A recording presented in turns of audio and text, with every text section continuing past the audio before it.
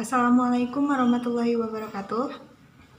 Izin memperkenalkan diri, nama saya Firos Diana, NPM 170119075 dari kelompok 12. Video ini bertujuan untuk memenuhi tugas mata kuliah Petrogeologi Teknik Pertambangan Universitas Islam Bandung. Studi batuan vulkanik perbukitan 10.000 Kota Tasikmalaya dan sekitarnya, Jawa Barat. Disusun oleh Hernanda Danardono dan juga Lukas Deni Sejaji dari jurusan Teknik Geologi Fakultas Teknik Universitas Gadjah Mada, Jalan Raya Grafika nomor 2, Bulak Sumur, Yogyakarta, Indonesia. Perbukitan 10.000 terletak di sekitaran kota Tasikmalaya, Jawa Barat yang merupakan suatu topografi bergelombang yang telah banyak dilakukan penelitian. Berdasarkan penelitian tersebut, seluruhnya mengidentifikasi bahwa perbukitan 10.000 merupakan hasil longsoran Gunung Galunggung yang menurut Bronto 1989 terjadi 4.200 kurang lebih 150 tahun yang lalu.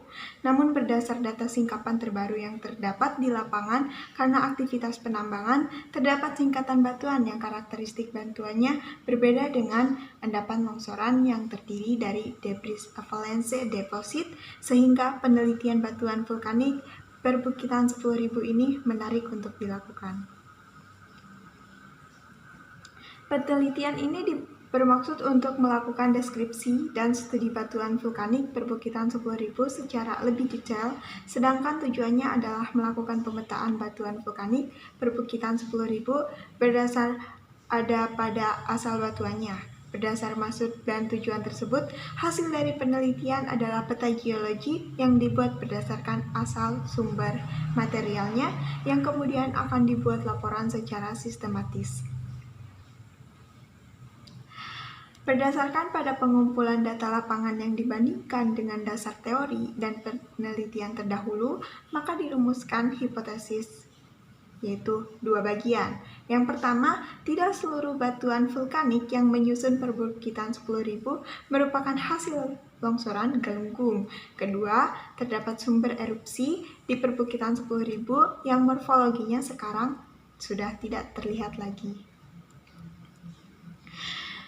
Dalam menjawab tujuan dan hipotesis penelitian, maka metode penelitian yang dilakukan adalah studi pustaka, interpretasi pralapangan, observasi awal, perumusan masalah, dan hipotesis. Pengumpulan data lapangan, tahap analisis meliputi determinan asal batuan, analisa petrografi, dan analisa geokimia penyusunan peta geologi, lalu pembahasan dan penyusunan laporan. Pada tahapan pengumpulan data lapangan merupakan tahapan paling kritis karena deskripsi detail singkapan batuan akan digunakan dalam penentuan asal batuan, sehingga ditabulasikan dengan tabel. Tabel pengamatan lapangan akan diintegrasikan dengan dasar teori data, analisa petrografi, dan analisa geokimia, sehingga dapat digunakan dalam pertimbangan asal batuan. Ini geomorfologi. Daerah penelitian dibagi menjadi 4 satuan, yaitu satuan kaki gunung api, satuan dataran gunung api, satuan perbukitan bergelombang, dan satuan dataran fluvial. Satuan ini didasarkan pada topografi dan geometri yang ada. Satuan dataran gunung api merupakan yang pelamparannya paling luas di daerah penelitian. Lalu ini tabulasinya, contohnya ini lokasi pengamatannya. Terlihat kalau misalkan tandanya ada kotak, berarti itu tidak terdapat keberadaan batuan tersebut di lokasi pengamatan. Tetapi kalau misalkan tandanya bulat lingkaran, terdapat keberadaan satuan batuan tersebut di singkapan di lokasi pengamatan. Ada 160 lokasi penyebaran pengamatan di daerah penelitian, dan dari tabel hasil pengumpulan data lapangan menunjukkan bahwa singkapan batuan di daerah penelitian terdiri dari perlapisan skoril, lapilli, tuff, intrusi, lava, blok, as, debris, avalanche, deposit, dan endapan lahar. Ini untuk peta topografinya, dilihat bergelombang. Ini untuk peta geologi perbukitan 10.000 Kota Tasikmalaya dan sekitarnya Jawa Barat. Terdapat endapan lahar, endapan Teopra Galunggung erupsi pada tahun 1982, dan juga blok ash debris Valency Deposit. Yang paling banyak dilihat bahwa di situ ada blok ash debris Valency Deposit.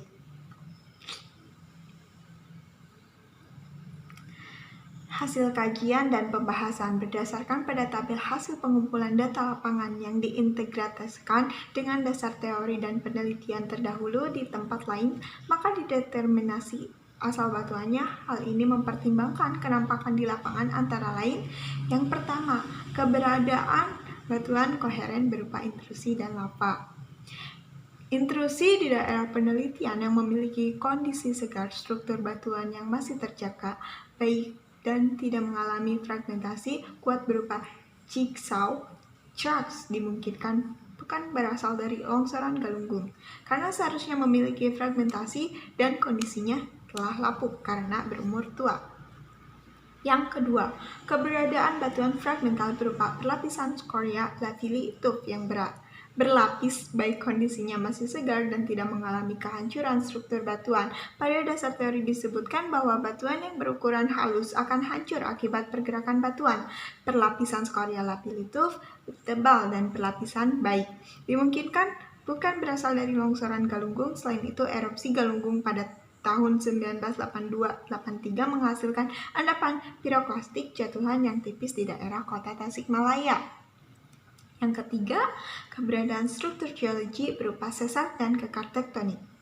Keberadaan struktur geologi berupa sesar dan kekar tektonik pada batuan yang ditemukan sesar maupun kekar tektonik dengan arah yang terorientasi baik kemungkinan memiliki genesa yang berbeda dengan longsoran Galunggung yang memiliki jigsaw cracks, tidak teratur pada facies bloknya, dan tidak memiliki struktur geologi pada facies matriksnya. Yang keempat, ada keberadaan reaksi autoklastik yang seharusnya tidak ditemukan di batuan hasil longsoran Galunggung. Kriptoderma di Galunggung telah hancur seluruhnya oleh erupsi antara 1894 sampai 1982, sehingga tidak memungkinkan adanya transportasi dalam keadaan masih utuh sampai daerah penelitian. Yang kelima, ada block and ash deposit dan endapan lahar yang dapat diamati di lapangan secara deskripsi, merupakan hasil longsoran dan relocate batuan vulkanik Galunggung.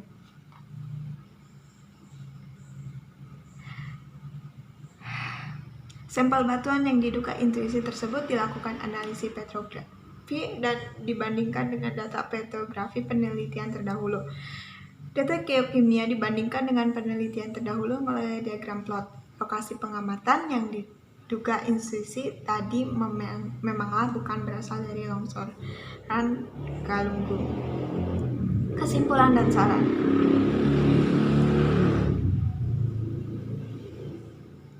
Diketahui bahwa di daerah tersebut terdapat keterdapatan unit batuan vulkanik diyakini intrusi yang berasal dari magmatisme dan vulkanisme. Terdapat lebih dari 3 pusat erupsi yang diperkirakan ada di daerah penelitian, yaitu Gunung Cipasung, Gunung Asasetar, dan Mount Situgede. Karena keterdapatan gunung erupsi di daerah tersebut meyakini bahwa akan adanya perubahan geologi dan potensi geologi daerah perbukitan 10.000 Tasikmalaya. Karena keberadaan gunung api dapat menjadi sumber panas untuk potensi panas bumi apabila umurnya masih relatif muda, dan apabila sudah cukup tua maka bisa menjadi potensi endapan merah ekonomis, maka penelitian menyarankan dilakukan adanya dating, sebab akan sangat membantu dalam hal penentuan potensi di Kota Tasikmalaya dan sekitarnya. Ini daftar pustakanya. Mungkin cukup sekian. Terima kasih. Wassalamualaikum warahmatullahi wabarakatuh.